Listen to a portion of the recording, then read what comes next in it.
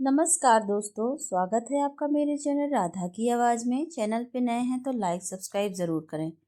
पिता को आहारालय में देखकर नीलेश चौंक उठा। एक मन तो उसका हुआ कि वापस चला जाए, लेकिन फिर वह आशीष, जो कि उसके साथ ही काम करता था, के साथ एक टेबल पर बैठ गया। वेटर ने आकर ऑर्डर लिया और 10 मिनट में खाना उसकी मेज पर लग गया। उसके ऑर्डर किए गए सभी डिश मेज पर थे, साथ ही 2 मेथी के पराठे भी थे। आशीष ने पूछा कि यार, ये तो हमने नहीं मंगवाए थे, फिर कैसे? वह वेटर को बुलाने वाला ही था कि नीलेश ने उसे मना कर दिया।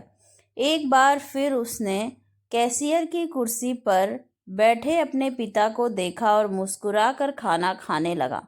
खाना खाकर वह बिना पैसे दिए जाने लगा तो आशीष ने उसे टोका।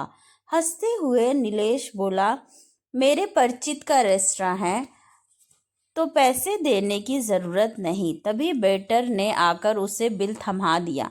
बिल में 2 एक्स्ट्रा पराठे भी लिखे हुए थे, जिसे देखकर वह चौंक गया। बुझे मन से उसने वेटर को पैसे दिए और बाहर निकल गया। कुछ साल पहले ही नीलेश इस शहर में आया था। नई नौकरी थी, इसलिए तनख्वाह भी कम थी। उसने सोचा कि पिताजी तो गांव में अकेले ही हैं, यहाँ आ जाएंगे तो उनका मन लग जाएगा और उसे भी मदद हो जाएगी। उसकी माँ के बीमार हो जाने से उसके पिता को खाना बनाना पड़ा और वो एक अच्छे कुक बन गए थे। बेटे के पास आकर उन्होंने सब संभाल लिया। खाना बनाने से लेकर बर्तन धोने तक का सारा काम करके उसके पिता काम करने लगे, जिससे उसका पैसा और समय बचने लगा। वह अपने काम पर अधिक ध्यान देने लगा। ऑफिस में सभी उसकी प्रशंसा करने लगे और उसकी तरक्की हो गई। इनकम बढ़ने के साथ साथ कंपनी ने उसे 2 कमरे का फ्लैट भी रहने के लिए दिया।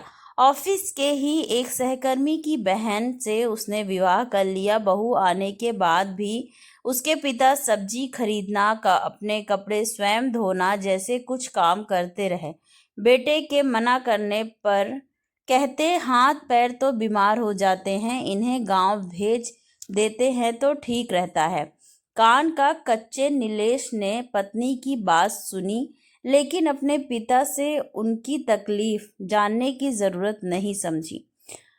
पत्नी बोलती जाती और वह हाँ हूँ करता रहता। शायद सोचता था कि पिता को वापस गांव जाने के लिए कैसे कहे।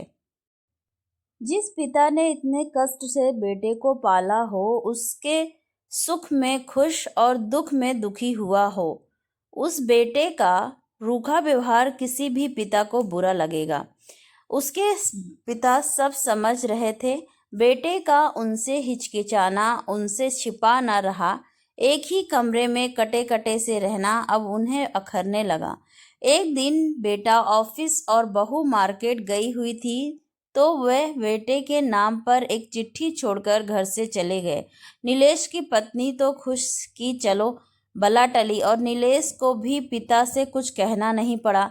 नीलेश ने सोचा कि बाबूजी गांव चले गए हैं, फिर उसने खोज खबर नहीं ली। इस बात को 5 महीने हो गए और आज अचानक जब उसने अपने पिता को आहारालय में देखा तो उसके आस पास जाना चाहा। फिर सोचा बाबूजी कहीं साथ ना आ जाएं। फिर मेथी के पराठे अपनी मेज पर देखा तो खुश हुआ कि बाबूजी उससे नाराज नहीं हैं। आज भी उन्हें अपने बेटे की पसंद याद है, इसलिए बेटे से तो बिल लेंगे नहीं।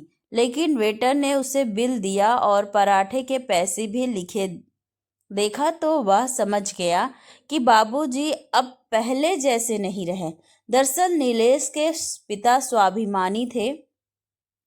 वह बेटे के हाथों अपमानित नहीं होना चाहते थे, इसलिए बेटे का घर छोड़कर वह अपने मित्र के पास चले गए, जो साल भर पहले ही उस शहर में आए थे। मित्र का बेटा 2 रेस्टोरेंट चलाता था। मित्र का बेटा जानता था कि उसके पिता के मित्र अच्छा खाना पकाते हैं, बस आहारालय में उन्हें दे दिया। लोगों के बीच रहकर उनको भोजन करा के नीलेश के पिता को बहुत संतुष्टि मिलती थी। नीलेश ने सोचा था कि मेरे पिता हैं, बहुत प्यार करते हैं मुझसे, खाने के पैसे वे भला मुझसे क्यों लेने लगे। लेकिन बिल के पैसे लेकर उसके पिता ने यह बता दिया कि जब तुमने अपने पिता से रिश्ता तोड़ लिया तो मैं भी अब अकेला हूँ और आत्मनिर्भर हूँ। अब तुम मेरे लिए बेटे नहीं एक ग्राहक हो, इसलिए खाना खाए हो तो बिल का भुगतान भी करना ही पड़ेगा। धन्यवाद दोस्तों, ये छोटी सी शिक्षाप्रद स्टोरी आप लोगों को कैसी लगी कमेंट करके ज़रूर बताएं। Thank you so much for watching. Please like and subscribe to my channel.